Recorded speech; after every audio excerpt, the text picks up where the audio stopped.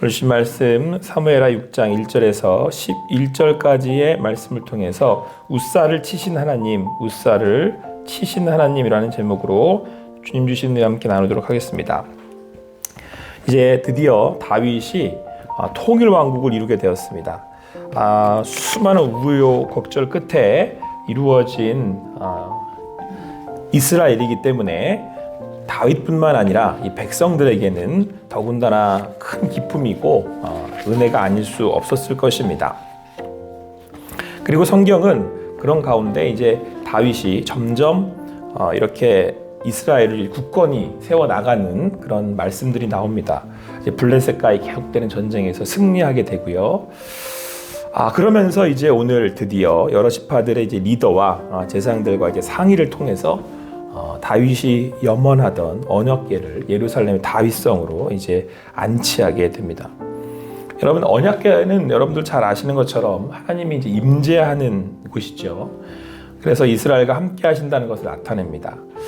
또한 그 하나님의 임재일 뿐만 아니라 그래서 다윗이 무엇보다 이 언약궤에 대해서 중요하게 생각하고 또 언약궤를 얼른 이제 그 예루살렘의 다윗성에 이제 안치하려고 하는 그 의도를 우리가 또한 알 수 있고, 또 한 가지는 이스라엘의 이 통치, 참된 통치는 이제 하나님, 통치자가 하나님이신 걸 이제 확증하는 거죠. 그러면서 동시에 그의 온전한 대리자가 다윗이라는 것을 나타내기 때문에 그렇습니다. 그러니까 다윗이 하나님의 임재하심을 먼저 기뻐하는 것이 다윗에게는 첫 번째이겠지만, 또 한 가지 정치적으로도 다윗이 이제 온전한 왕이다, 이 이스라엘을 하나님이 다스리고 계시다라고 하는 것을 보여주는 것이기 때문에 이 언약궤는 이스라엘에게 있어서 너무 중요하고 다윗 왕에게 있어도 너무 중요한 일입니다.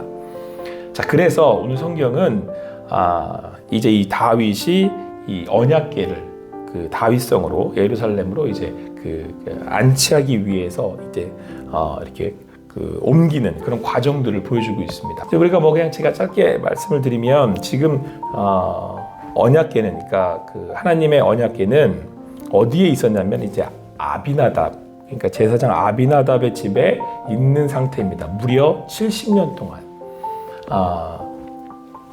그래서 그 언약궤를 이제 얼른 이제 가져오려고 준비를 했는데, 오늘 성경을 보니까 이렇게 다윗 성에 안치하기 위해 준비된 인원이 무려 3만 명이었다, 이렇게 말씀하고 있습니다. 그러니까 대단한 인원이 동원이 된 거죠. 그리고 더군다나 그 인원은 이제 뽑힌 인원들이었습니다. 그래서 다윗이 직접 자기가 그 함께한 모든 사람들과 이제 그 바알레 유다로 가서 하나님의 궤를 이제 옮기기 위해서 나아갔던 것입니다. 이제 아비나답의 집에서 하나님의 언약궤가 나오는데, 오늘 성경은 그것을 이제 세술에 실었고 아비나답의 아들이었던 아사와 웃사가 그 세술을 이제 몰고 나오는 것이었습니다. 그때 아비나답은 이제 아호는 이제 궤 앞에 가고요. 그리고 이제 그 웃사가 이렇게 수레를 이렇게 모는 그런 모양새였습니다. 그리고는 많은 사람들이 뒤에서 악기와 수금과 비파와 소고와 양금과 제금으로 이제 연주하며 따랐습니다. 행렬이 아마 어마어마했을 겁니다. 3만 명이라고 하니까. 자, 그리고 그때 이제 나곤의 타작마당에 이제 이르게 됩니다. 근데 그때 이제 소가 뛰었던 모양입니다. 소가 뛰니까 웃사가 손을 내밀어서 하나님의 궤를 붙들었습니다. 아마 그 개가 이제 이렇게 넘어지려고 하는 걸 막으려고 했던 건지 이제 손을 내민 거죠. 그런데 오늘 성경은 뭐라고 말씀하고 있냐면, 여호와 하나님이 웃사가 잘못함으로 말미암아 진노하셨답니다. 그리고 그곳에서 그를 치셔서 하나님의 궤 곁에서 웃사가 죽습니다. 그래서 이것을 두고 하나님이 웃사를 치셨다, 그래서 다윗이 이제 분하여 이제 화가 난 거예요. 그래서 거기를 베레스 웃사를 치심이라고 해서 그곳의 이름을 부르게 됩니다. 근데 여러분, 지금 이게 어떠한 행렬이고 또 어떠한 그 의미를 담은 겁니까? 그러니까 지금 다윗에게는 하나님의 임재하심이 기쁨이고, 이스라엘에게는 또 하나님 자기들과 함께 하신다라고 하는 그런 의미이기 때문에 이건 정말 너무 기쁘고 그리고 그런 마음에서 준비된 그런 행렬 아닙니까? 근데 지금 웃사가 그 언약궤 손을 댔다가 죽어버리는 그런 일이 벌어진 거예요. 그러니까 이 분위기가 어땠겠어요? 이 기쁜 행렬에 사람이 죽었으니 찬물을 끼얹는 그런 사건 아니었겠습니까? 자, 그런데 여러분 이제 우리가 말씀을 읽으면서 그런 질문이 들잖아요. 아니 70년 동안 그 언약궤를 위해서 봉사한 사람이잖아요. 그리고 지금 뭐 이렇게 소가 뛰어서 언약궤가 넘어지려고 하고 소를 좀 잡았다고 하기로서니 뭐 이렇게까지 치셔서 죽이실 필요가 있나? 그런 생각 안 드세요? 하나님 너무하신 거 아닌가? 라는 생각이 저는 늘 이 본문을 읽을 때마다 그래서 뭐 이러실 필요까지 있는 건가? 라고 하고 들 때 오늘 성경은 다윗이 화를 냈대요. 그러니까 이게 그냥 지나갈 일은 이제 아니었던 것이죠. 이제 우리는 여기서 이제 우리가 알 수 있는 것이 있는데 여러분 이 언약궤라고 할 때 이 언약궤는 성경에 보면 출애굽기에도 나오고 민수기에도 나오고요.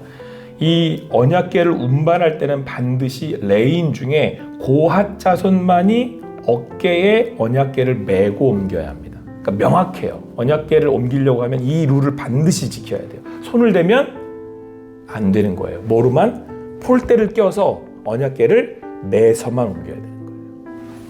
근데 지금 어디에 실었어요? 수레에 실었단 말이에요. 이게 누가 썼던 방법인지 아세요? 바벨론 사람들이 그 언약궤의 재앙이 무서워서 보낼 때 수레에 신에 보냈던 거예요. 자, 그러면 여러분 우사는 몰랐겠느냐? 그런 일을 몰랐겠느냐? 일단 우선 여러분 2절 말씀 같이 한번 읽어보겠습니다. 2절 말씀 같이 읽습니다. 시작. 다윗이 일어나 자기와 함께 있는 모든 사람과 더불어 발레 유다로 가서 거기서 하나님의 궤를 메어 오려 하니 그 궤는 그룹들 사이에 좌정하신 만군의 여호와의 이름으로 불리는 것이라. 여러분 다윗이 메어 오는 걸 알았어요, 몰랐어요? 다윗이 메어 오는 그 언약궤를 메서 옮겨야 한다는 걸 알았잖아요. 2절에 다윗 왕은 알고 있는 거예요. 다윗 왕이 알았다는 건 다윗 왕이 지시를 해서 나머지 그 제사장들이나 그 3만 명 그 3만 명은 그 책임지는 이들은 다 알고 있다는 얘기잖아요.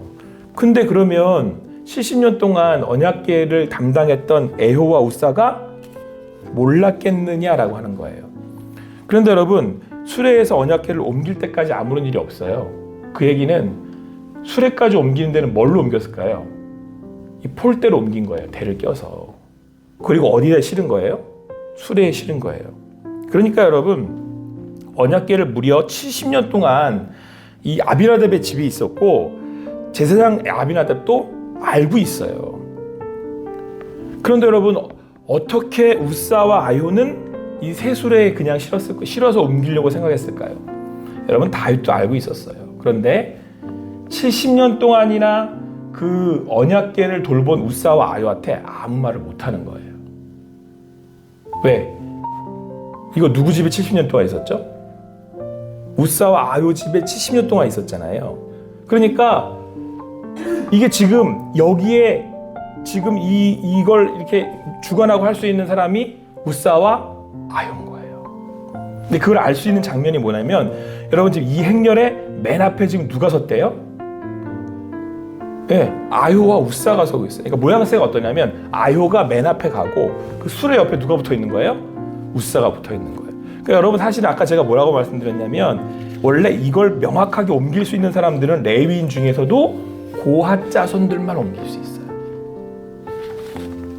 그러니까 여러분 지금 아효와 우사가 거기에 맨 앞에 서가지고 옆에 이러고 있으면 안 되는 것에다가 여러분 여기서 우리가 또 한 가지 알 수 있는 게 저는 이 장면이 되게 재밌는데 여러분 소가 지금 가서 뛰었대요. 여러분 소 뛰는 거 보셨어요? 저는 말 뛰는 건 많이 봤는데 소 뛰는 건 별로 본 적이 없어요. 말은 어떻게 뛰어요? 이렇게 뛰잖아요. 이렇게 뛰잖아요. 제가 보여드릴 수도 없고 소가 이렇게 뛰어요? 소는 그렇게 뛰지 않아요. 소는 뛰어봐야 이렇게 뛰어요. 그러면 소가 뛰어야 봐야 이 언약궤가 넘어질 만큼 뛸 일은 없는 거죠. 그러니까 지금 우사가 오버한 거예요. 어떤 상황인지 아시겠죠? 그럼 지금 여러분 우사가 오버한 이유, 자기가 해야 할 것이 아닌 것을 더한 이유는 어디에 있겠습니까? 그럼 지금 보세요. 몇만 명이 따라요? 이 행렬에 3만 명 어마어마한 인구가 그 맨 앞에 지금 누가 가는 거예요? 에효가 앞에 서고 그 옆에 딱 누가 있어요? 우사. 지금 둘의 어깨는 그냥 쫙 올라가 있는 거예요. 이게 우리 집에 있었어요, 언약궤가. 근데 여러분, 이 언약궤를 나를 때는 반드시 이 대를 통해서 손을 대면 안 돼요. 그것도 제사장과 그것도 선택된 이들만 할 수 있어요. 자, 그런데 그 엄청난 인원이 이렇게 나가는데, 그리고 이건 반드시 옮길 때도 그렇게 해야 되는데, 그러는 거예요. 아, 이거 내가 그 70년 동안 이거 언약궤 우리 집에 있어서 내가 너무 잘 알아. 그냥 편하게 해, 편하게. 괜찮아요. 어디에 실어도 돼요? 수레에 실어요. 그냥 불편하게 이거 어떻게 메고가 힘들게 수레에 실어요. 우리가 잘 안 되니까. 우리가 알아서 할 테니까. 그리고 뒤를 따른 거예요. 그리고 이 영광은 지금 누가 받고 있는 거예요? 네, 아호 우사가 받고 있는 거예요. 근데 그때 소가 살짝 뛰어요. 그러니까 아, 이거 내가 건드려도 돼요. 손을 딱 대는 거예요. 사랑하는 성도 여러분, 아호와 우사는 언약궤에 대해서는 알았을지 모르겠습니다. 70년 동안 언약궤를 두고 보고 자랐을지 모르겠습니다. 자기 집에 늘 언약궤가 있으니까. 그런데 안타깝게도 아호와 우사는 하나님에 대해선 몰랐습니다. 여러분, 제가 목사입니다. 목사다 보니까 늘 하던 게 있잖아요. 이렇게 예배를 인도하고, 그러면 뭐 교회에 대해서 누구보다도 제가 잘할 거 아니에요. 그러면 제가 이 자리에 있을 때 맨 앞에 서 있는 사람이잖아요. 아효와 우사처럼 늘 이렇게. 그러면 제 마음에 이제 이런 마음이 생기는 거예요. 첫 번째, 내가 누구보다 잘합니다. 제가 오랜 기간 이 일들을 이렇게 해왔습니다. 그리고 많은 사람들이 저를 주목을 해요. 많은 이들이 또 저에 대해서, 저의 그런 모습이 있을 때마다, 예배를 인도할 때마다, 그럴 때마다, 그러면 저도 모르게 제가 함부로 하나님의 일을, 하나님에 대해서 대할 수 있게 된다는 거예요. 여러분들은 하나님 앞에 어떻게 여러분들의 삶의 자리를, 하나님 앞에서의 신앙의 자리를 여러분 가져가고 계십니까? 오늘 여기에 다윗이 화가 난 거예요. 그러니까 다윗이 화가 난 데에는 자기가 알았음에도 불구하고 아효와 우사를 제지하지 못한 거에 다윗이 화가 난 거예요. 오늘 그래서 다윗이 그날에 하나님을 두려워하였다라고 말씀하고 있습니다. 사랑하는 성도 여러분, 오늘 주님 앞에 두렵고 떨림으로 그 주님이 내 앞에 계신다는 사실을 오늘도 믿음으로 바라며 사는 여러분과 제가 되기를 간절히 소원합니다. 그래서 여러분, 오늘 뭐라고 그러냐면 여호와의 궤가 어찌 내게로 오리요. 다윗은 왕이고, 왕인 다윗은 오늘 또 그렇게 여호와의 궤를 어떻게든 이스라엘로 데리고 가지고 올 수 있었을지 모르겠습니다. 그런데 이때 다윗은 함부로 행하지 않습니다. 그것을 지금 당장 다윗성으로 가지고 오는 것을 그렇게 쉽게 처리하지 않습니다. 왜요? 누가 두려우니까? 하나님이 두려우니까. 두렵고 떨림으로 주님 앞에 멈추는 거예요. 그러면서 하나님, 어떻게 해야 합니까? 늘 다윗이 하는 것처럼 묻습니다.